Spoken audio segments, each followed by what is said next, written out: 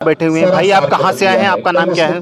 मेरा नाम अग्रज है। मैं इलाहाबाद का निवासी हूँ। मैं सरकार से केवल इतना कहना चाहता हूँ कि पिछले 8 साल से लगभग कोई वैकेंसी नहीं आई है। अभी 2023 में 2022 में पीजीटी की वैकेंसी है, उसका भी अभी तक पेपर नहीं हो पाया है। तो हम सरकार से ये जानना चाहते हैं कि आपका ये जो मीटिंग खेल रहे हैं, इसका परिणाम क्या निकल रहा है। हम बच्चों को जो है कि भविष्य लगभग 8 साल से अधर में लटके हुए, इस पे इनका क्या कहना, मैं इतना कहना चाहता हूँ। अभी आप लोग कब तक रहेंगे यहाँ पर? और यहाँ पर अगर बात नहीं बनती, क्योंकि कई बार से यहाँ पर धरने पे आप लोग बैठ चुके हैं, लेकिन जो वो डिसीजन आना चाहिए वो डिसीजन अब तक नहीं आया है।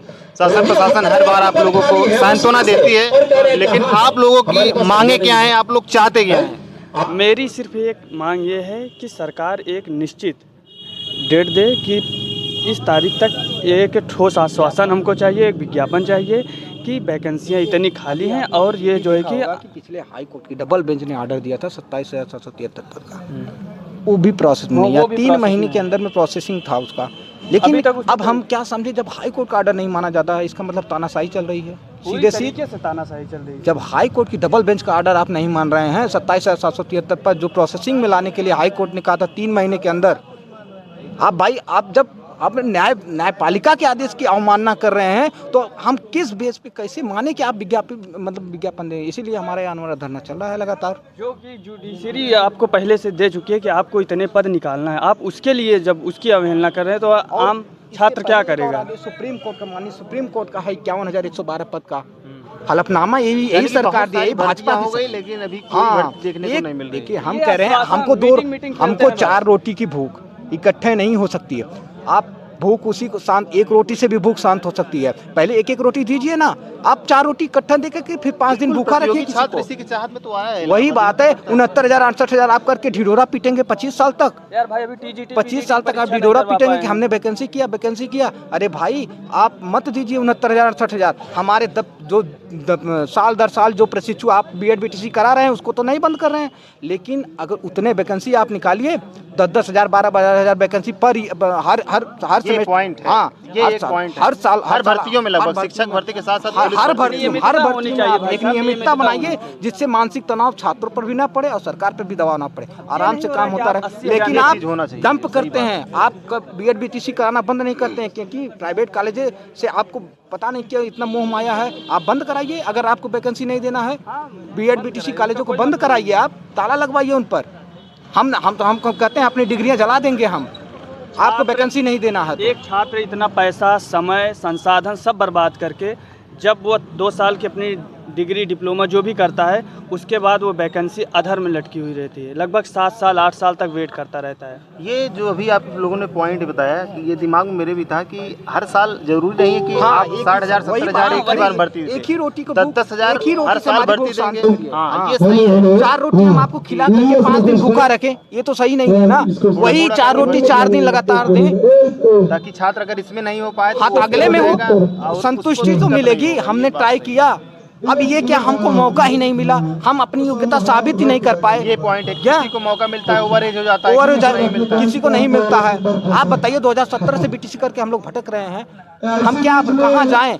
आपने बीटीसी का नाम डीएलएड कर दिया, डिप्लोमा कर दिया, उसका यूज हम लोग कहाँ करें। आप नाम बदलने में बहुत तेज, वैकेंसी दीजिए, आप पहले सिस्टम बनाना पड़ेगा, सिस्टम बनाइए आप। एक जो है, इससे ये होगा कि छात्र का फ्रस्ट्रेशन निकलता जाएगा। अगर आप 20,000 वैकेंसियाँ दे रहे हैं, 15,000 दे रहे हैं, तो साल दर साल लड़कों में कॉन्फिडेंस बिल्ड होगा। उससे ये होगा कि हमेशा बार आपके हमारे शिक्षक जो होते हैं, एक रटाया बयान रट लिए, स्क्रिप्टेड भाषण हम तो कहते हैं, स्क्रिप्टेड भाषण रहते हैं, अनुपात बराबर है। भैया, किस बेस आप शिक्षा मित्रों को सहायक अध्यापक किस बेस पे मानते हैं? जब एक शिक्षा मित्र को प्रधान नियुक्त करता है, प्रधान कभी नियुक्ता नहीं हो सकता है सहायक अध्यापक का। या तो उनको सहायक अध्यापक का वेतन दीजिए, या तो उनको सहायक अध्यापक मत मानिए। आपके पास इतने योग्य प्रशिक्षु बीटीसी बीएड टेट सीटेट पास हैं, फिर आपको शिक्षा मित्रों निर्देशकों का सहारा लेकर कहना पड़ता है विधानसभा में कि हमारे पास शिक्षक, हमारे अनुपात बराबर है। ऐसी क्या मजबूरी आपकी पड़ी है? आप क्या दिखाना चाहते हैं कि हम बीटीसी भी कराएंगे, बीएड भी करेंगे, अपना राजस्व सिर्फ बढ़ाएंगे? ये सरकार जो है रेल निजीकरण, शिक्षा निजीकरण, लगभग सारी जो है सरकारी सार्वजनिक चीजें हैं उसको निजीकरण करना, निजी हाथों में देना चाहते हैं। सरकार तो इसलिए होती है, हम तो आपको सरकार में इसलिए लाए थे कि हम युवा हैं, युवाओं पर अब खासकर ध्यान देंगे। आप तो युवाओं के एकदम हितैषी, क्या आप भाई साहब, अगर शिक्षा मंत्री है, सरकारी शिक्षा मंत्री किस लिए हमें चाहिए जब वैकेंसी नहीं है? जब शिक्षक ही नहीं, शिक्षा मंत्री चाहिए किस लिए हमें?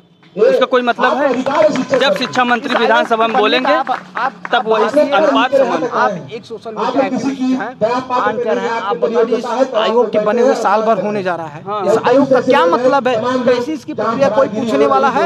आप बात तो सही है कि भर्ती बोर्ड का काम जो है भर्ती देना है, जो लोगों की भी जिम्मेदारी बनती है। आप लोगों के अध्यक्ष गए कि आपका क्या चल रहा है, क्या कार्रवाई? जूनियर एडेड का इतने दिन से रोक के रखे, तरह तरह की वैकेंसियां रोक के रखे, टीजीटी पीजीटी की वैकेंसी अभी 2022 से अभी नहीं क्लियर हुआ। आयोग बनने का क्या मतलब है? 3 साल से परीक्षा नहीं हो कुल मिला के उत्तर प्रदेश में जितनी भी भर्तियां हैं, खासकर टीचर की वैकेंसी के बहुत ज्यादा सिस्टम खराब है। आपको बिहार से सीखना चाहिए। अरे किसी तरह बैक टू बैक वैकेंसी तो किसी तरह तो वहाँ हो रही है, लेकिन आपके यहाँ तो वो भी नहीं, जो निकली है कम से कम वो तो पूरा ही नहीं हो रहा है, लटकी है।